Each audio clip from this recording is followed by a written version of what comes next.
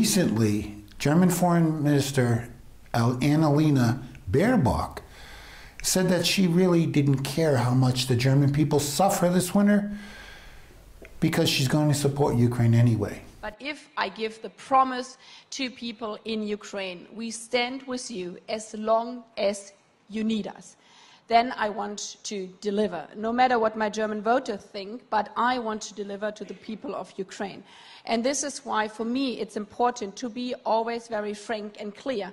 And this means every measure I'm taking, I have to be clear that this holds on as long as Ukraine needs me. And she knows there's going to be protests because people can't afford the price of gas and to stay warm in Germany. And she doesn't care how tough this is on politicians because of it, not the people. We are facing now a winter time where we will be challenged as democratic politicians. People will go on the street and say, we cannot pay our energy prices. And I will say, yes, I know, so we help you with social measures. But I don't want to say, okay, then we stop the sanctions against Russia. We will stand with Ukraine, and this means the sanction will stay also in winter time, even if it gets really tough for politicians. The question is why? Why? What people don't know is that Baerbock, who is a leader of the Green Party, also has another constituency in the EU Parliament, which is the Ukrainian nationalists in Ukraine. She represents Azov right sector, Trizub.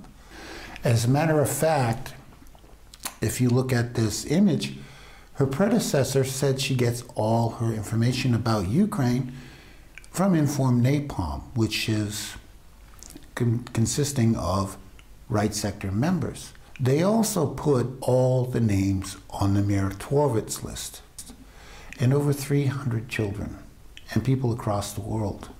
The other group that Annalena Baerbock represents is a political group called the Pirate Party. The Pirate Party represents Antifa in the US.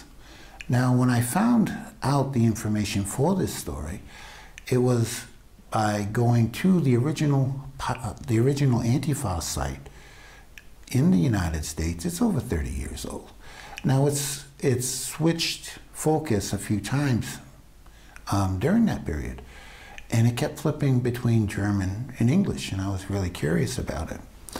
So what I did was check the refers to the site, and it came up with one social profile. His nickname is Ben Utzer. Ben is a security professional in Germany.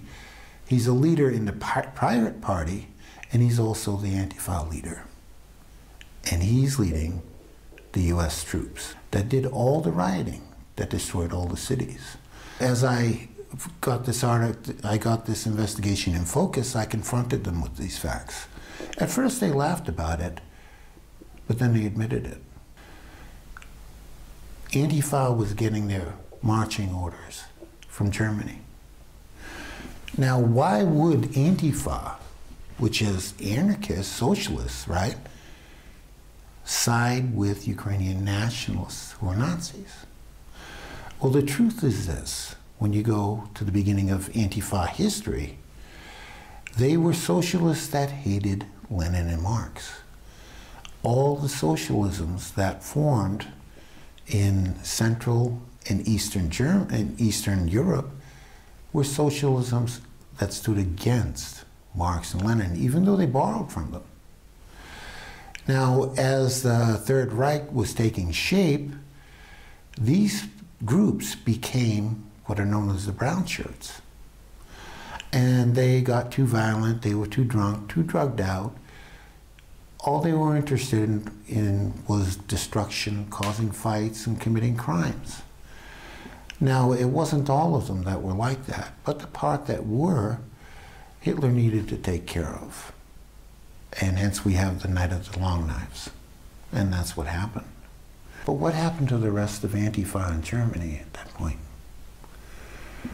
A subgroup of Antifa during that period was called the SS. And they became the SS. This is the political heritage of Antifa in the United States. And this is the Pirate Party declaring war on Donald Trump. Annalena Baerbock has made it clear which part of her constituency she's actually going to stand up for, and it's not the German people. The same thing's going on in England, the UK rather, Canada, Australia, the United States. These people, politicians, are showing where their alliance counts in dual loyalty by supporting Ukraine over the needs, not the wants, the needs of their own people to survive the harshness of winter. Does anything more need to be said? I'm George Eliason. Thank you.